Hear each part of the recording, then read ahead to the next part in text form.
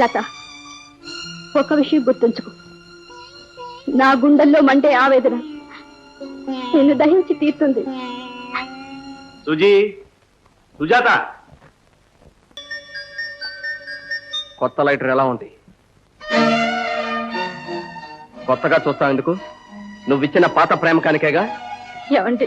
లత, నాకు నిజం చెప్పు. మదనకి ప్రేమ లేఖలు రాసావు కదూ? అవి లత దగ్గర ఉన్నాయి కదూ? లత, ఆ నెక్లెస్ నీకెక్కడిది? మీ భార్యనే అడగండి. ఏం సుజా, మీ ఆయనకి చెప్పలేదా? రవి, లతకి నగలంటే పిచ్చి. ఈ రోజు పార్టీ గనక సుజాతను అడుగుంటుంది. బలవంతం చేస్తే సుజా ఇచ్చి ఉండాలి. అంతే కదా సుజా? అంతే అయి ఉంటుంది. నేను వస్తాను మదన్.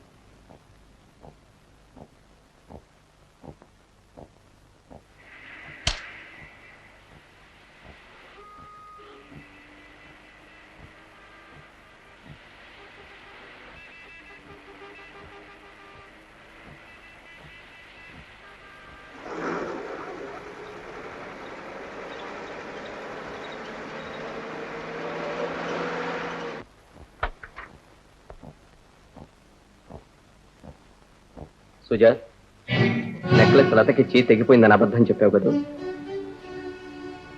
ఇంతకు ముందు నీకు చెప్పానో లేదు, అబద్ధం చెప్పే ఆడవాళ్ళన్నా మోసం చేసే ఆప్తులన్నా నాకు అసహ్యం. వాళ్ళ నీడను కూడా ద్వేషిస్తాను. రేపే వెళ్ళి లత దగ్గర నుంచి నెక్లెస్ తీసుకుని ఇక మీద ఆమెతో ఏ విధమైన సంబంధం పెట్టుకో. డ్రైవర్, పోనీ.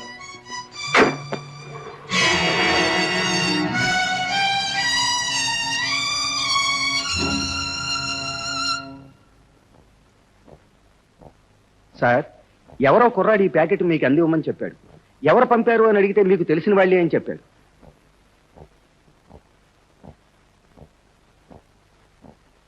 రవి గారికి పతివ్రతా శిరోమణి అయిన మీ భార్య గారి నెక్లెస్ నా దగ్గరికి ఎలా వచ్చిందని కదూ మీ సందేహం? మీ సందేహం తీర్చడానికి వీటిని మీకు పంపిస్తున్నాను. అందులోని లైటర్ మదన్కి మీ ఆవిడిచ్చిన ప్రేమ కానుక. రెండోది అతనికి మీ ఆవిడ వ్రాసిన ప్రేమ లేఖ. వీటిని బయటికి రానికుండా ఉండడానికి సుజాత ఆ నెక్లెస్ నాకు లంచం పెట్టింది.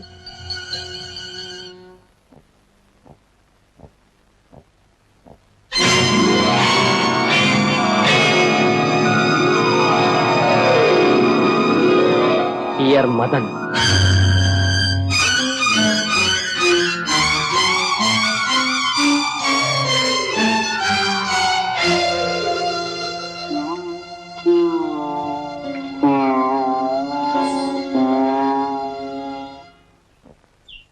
హాయ్ సుజా, నీ రాకతో మా ఇల్లు పావనమైంది. రా కూర్చో. నేను కూర్చోడానికి కబుర్లు చెప్పడానికి రాలేదు. నెక్లెస్ కోసం వచ్చాను. అది నాకు వెంటనే కావాలి. 4 రోజుల్లో ఇస్తాను. అనవసరంగా కంగారు పడకు. లేదు, ఆలస్యం అయితే నా కాపురమే కూలిపోతుంది. ఇచ్చే. ఇవ్వాలనే ఉంది, కానీ ప్రస్తుతం అది నా దగ్గర లేదే. అంటే ఏమైంది? పోయిందా? పోయింది మదన్ దగ్గరికి. లత, డబ్బు కావాల్సి వచ్చి మదన్కి ఇచ్చి 2000 తీసుకున్నాను. ఏమిటి? మదన్కి ఇచ్చావు? అతను ఒక మనిషివేనా? నా బ్రతుకు నిప్పెట్టాలనే పనిచేసావా? ఆవేశపడతావెందుకు? హారం ఉన్నది పరాయి మనిషి దగ్గర కాదు. ఏ, నీ పాత ప్రియుడి దగ్గరేగా. వెళ్ళి అడిగి తెచ్చుకో. నా కంఠంలో ప్రాణం ఉండగా నేను ఆ పని చేయను. లత, ఇన్నాళ్ళు చెయ్యని తప్పుకు అనవసరంగా బెదిరి మీ చేతుల్లో చిక్కుకున్నాను. ఇక మీరు నన్నేం చేయలేరు. నిజాన్ని రవికి చెప్పేస్తాను. మీలాంటి నీచుల మాయలో పడి చిత్రహింస అనుభవించడం కంటే దైవం లాంటి రవి కోపానికి గురి కావడమే నయం. వస్తాను. లత, ఒక విషయం గుర్తుంచుకో. నా గుండెల్లో మండే ఆవేదన నిన్ను దహించి తీరుతుంది. సుజీ, సుజాత,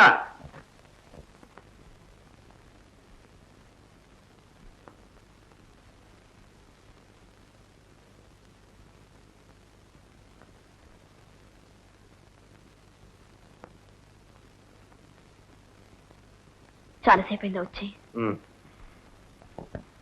కాఫీ తీసుకొస్తాను. ఆ నెక్లెస్ ఇంకా తెచ్చుకోలేదా? లేక ఆమె ఇవ్వలేదా?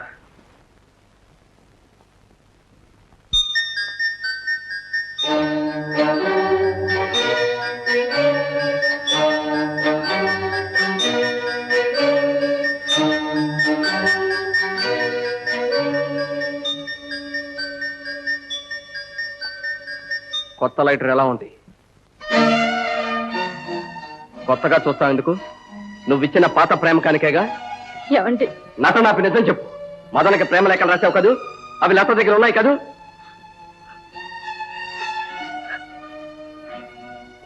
నిజమేనా? చెప్పు. నిజమేనండి. కానీ తాను ఇంకేం చెప్పుకో. ఇన్నాళ్ళు నన్ను నిజంగానూ నిర్మలంగానూ ప్రేమిస్తున్నావు అనుకున్నాను. కానీ మనసు ఇంకొకరి మీద పెట్టుకొని నన్ను మోసం చేస్తావు అనుకోలేదు. నువ్వు నీ ప్రేమ నీ మనసు అంతా అబద్ధం, మోసం, దగ అని అర్థం చేసుకున్నాను. చిచి,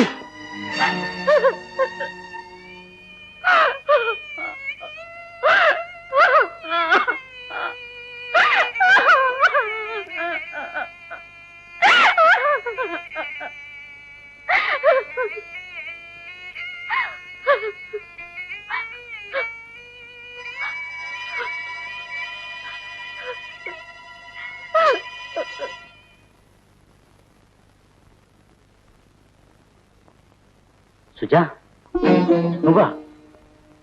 ఇది నీకెక్కడిది? నువ్వెక్కడికి చేరాలనుకున్నావో అక్కడికే చేరే.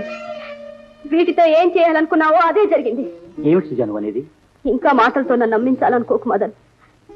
అవి నా కాపురంలోకి విసిరి మంటలు మండించాలనుకోలేదు నువ్వు. అతని పావుగా చేసుకుని పాములా కాటు వేయాలనుకోలేదు నువ్వు. మదన్, నువ్వు అనుకున్నదంతా సాధించావు. ఇప్పుడు నీ కళ్ళు చల్లబడ్డాయా? నీ కసి తీరిందా? సుజా, నీ కన్నీరు చూడలేను. మనస్సు కుదుటపరుచుకొని నేను చెప్పేది విను. నిజంగానే నేను నిన్ను మనసారా ప్రేమించాను. కాదని నువ్వు దూరం అవడంతో, క్షణికమైన కోపంతో నిన్ను సాధించాలనుకున్నాను. కానీ ఇప్పుడిప్పుడే నాకు అర్థం అవుతుంది నేను చేసేది తప్పని, పాపమని. సుజా, నీ నుంచి క్షమాపణ అందుకోవాలని, నువ్వు రవి చల్లగా కాపురం చేస్తుంటే చూడాలని ఇప్పుడు నేను కోరుకుంటున్నాను. నువ్వు చెప్తున్నది నిజమేనా మదన్? నిజం సుజా. ప్రతి చీకటి రాత్రి ఎప్పుడో ఒకప్పుడు తెల్లవారుతుంది. ప్రతి పాపాత్ముడికి ఏదో ఒకనాడు పశ్చాత్తాపం కలుగుతుంది. రవిని కలిసి వచ్చిన కలతల్ని, కలిగిన అనుమానాల్ని నేను పోగొడతాను సుజా. సుజా, రవి వచ్చాడు. ఎలా ఇప్పుడు? ఏముంది, నిజాలు బయటికి పెట్టి నువ్వు అన్నట్టే అంతా ఆయన తెలియచే. అందుకు ఇది సందర్భం కాదు. అసలే అనుమానంతో ఉన్న అతను మన ఇద్దరిని ఇక్కడ చూస్తే ఏం చెప్పినా నమ్మడు. ఇప్పుడు అతను కట్టబడుతు. నువ్వు ప్లీజ్ నా మాట ప్లీజ్.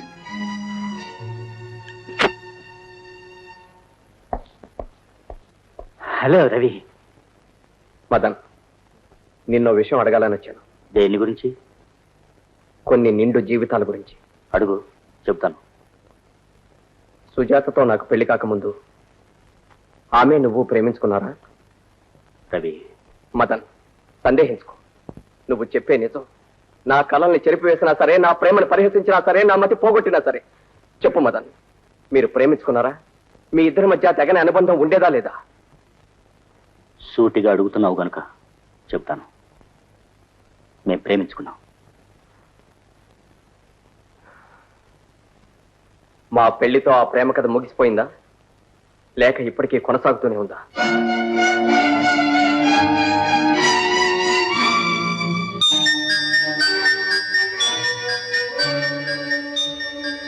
ఇప్పటికీ మేము ప్రేమికులమే.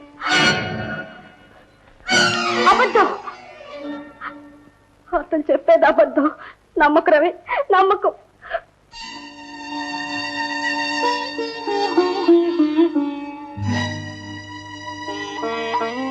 అర్థమైంది. నేను విన్నది, తెలుసుకున్నది నిజం కాకపోవచ్చు. కానీ ఇప్పుడు కళ్ళారా చూసింది మాత్రం ఖచ్చితమైన నిజం. రవి, ఎందుకే దాగుడు మూతలు, ఎందుకే దొంగ నాటకాలు? ఇక మీ ఆనందానికి నేను అడ్డు రాను. మదన్, రేపే లాయర్తో మాట్లాడి సుజాతకు విడాకులిస్తాను. ఈ రహస్యమైన బ్రతుకు మాని మీ ఇద్దరు ఆనందంగా ఉండండి. నా మాట వినండి, నా మాట వినండి. ఏ మనిషి అయినా మరొక మనిషి మాటలతో మోసపోయేది ఒక్కసారి.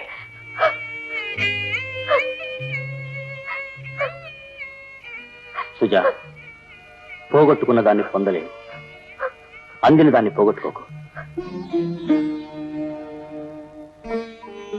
దేవుడు అంటూ ఉంటే నువ్వు చేసిన ద్రోహానికి నిన్ను సర్వనాశనం చేస్తాడు.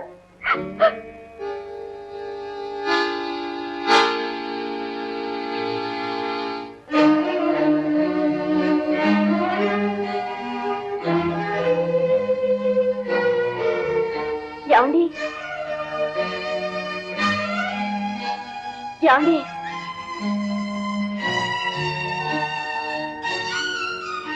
రాజయ్య అయ్యగారు వచ్చారా? అయ్యగారు ఇంకా రాలేదమ్మా. రాలేదా?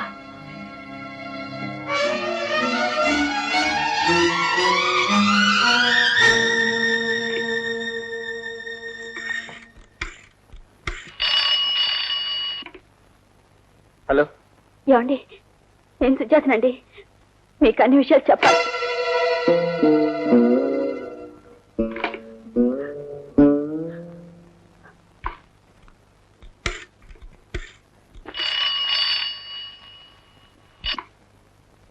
హలో.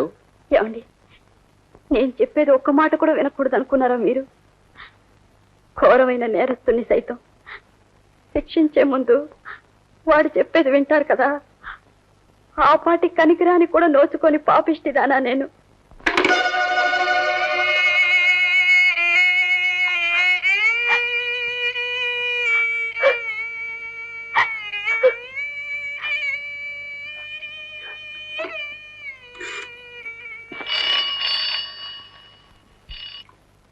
హలో, అయ్యగారు లేరమ్మా. ఏమండి కట్టుకుని భర్త గొంతు కూడా గుర్తుపట్టలేను అనుకున్నారా? దయచేసి నేను చెప్పేది వినండి.